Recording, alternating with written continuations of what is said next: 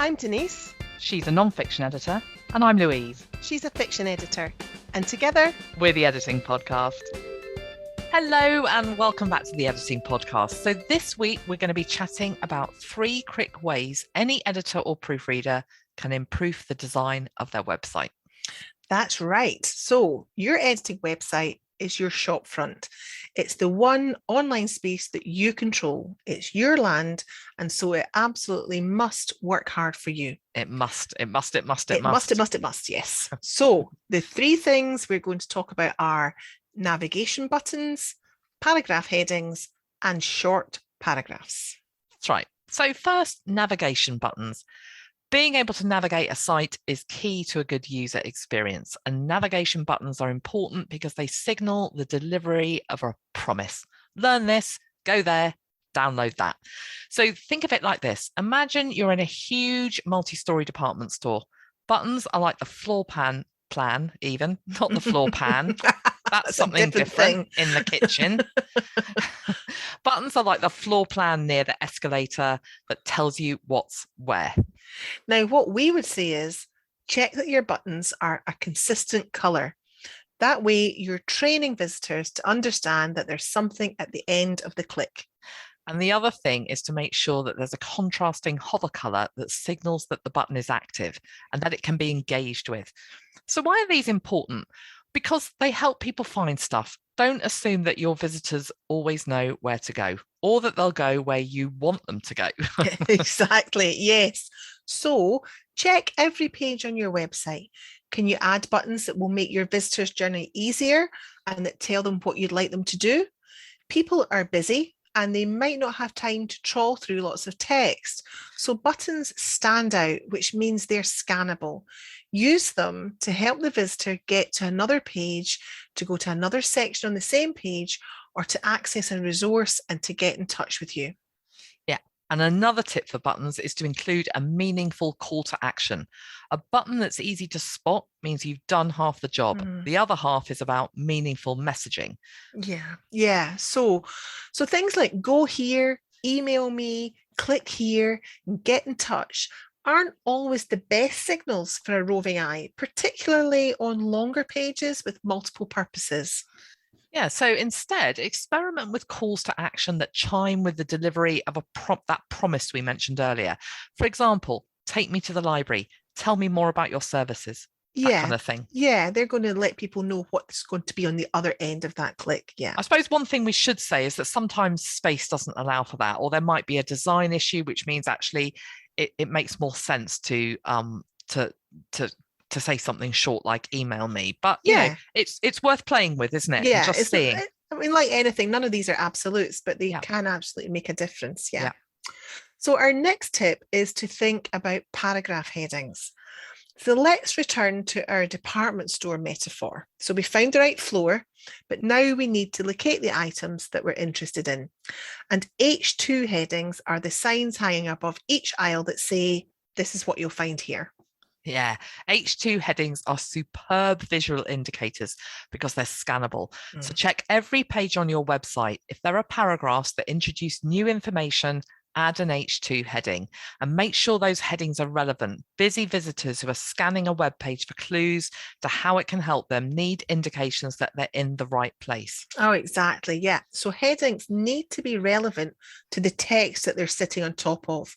They should tell the reader exactly why it's worth investing their time in reading that paragraph. And don't assume that your busy visitor has a sense of humour. No. A witty paragraph heading that doesn't stand alone and explain what's in the text below is really of no use. Yeah. Boring trumps funny every day of the week. Yeah. I mean, if you can be interesting and funny, great. But actually that's quite an art. That requires quite a bit of artistry, doesn't it? So it does. If you can't be funny and interesting as well, just go for boring. But relevant. But boring and relevant, yeah. Mm-hmm.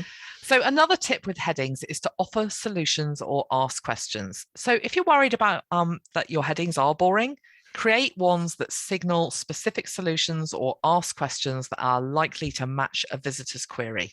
Yeah, so compare the heading, the time frame, with how long will editing take? The former requires the visitor to ask themselves what time frame, and the latter preempts the question. Yeah. Solutions and questions will bring the scanning to a halt. That's where engagement begins. Now you've got their attention.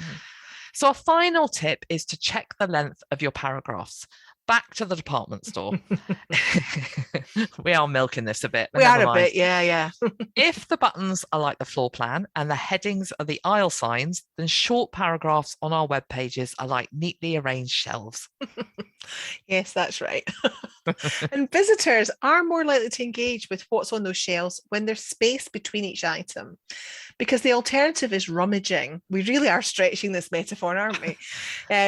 I know, but you know what? I hate when I've gone into. That's why I hate the sales, because it's a mess. Too. Oh, it's I can't stand them. I know. I'd rather pay more and have a tidy shop. We are absolutely on the same page here. I cannot, and I know that there are some people who love it, who can't wait to get in there and rummage. But no, not in the sales and not on your website. Not on your website, yeah. So on your website, busy people want to get to their information fast, and short paragraphs help them to do that. And they're also far more visually appealing than some massive big block text rummage sale that they have to find their way through. Yeah. And also you have to think about people who are accessing your website via a mobile device. If walls of text are off-putting on a desktop, they're absolutely impenetrable on a phone. Yeah. Oh my goodness, yeah. It's worth checking actually how many of your website's visitors are accessing your site via mobile devices. Google Analytics is free and will give you this information.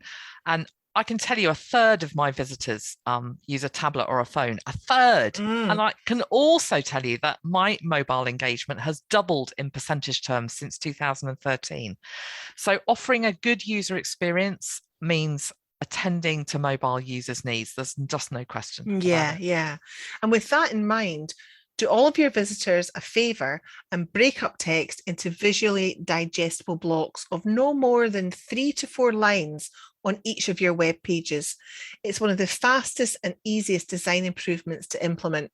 Oh, so is. It really is. And it makes such a difference. It really does. And I suppose one other thing we should say is that sometimes that might mean making slightly unnatural paragraph breaks. You know, the kind of thing, if you were writing an essay, you'd think, oh, there's no need to put a paragraph break in there.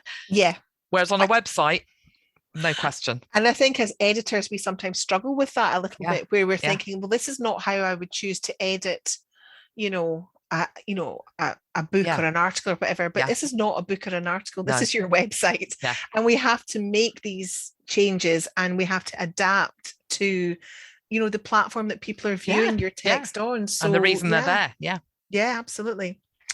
So to sum up, review the buttons, the headings, and the paragraph length on every page of your website. And each fix can be implemented in under 24 hours, and none require any technical know-how. What's not to love? Yes, exactly. More important is the impact on your visitors. The better their experience, the more likely they are to stick around. And that means you're serving them and your business. Yeah.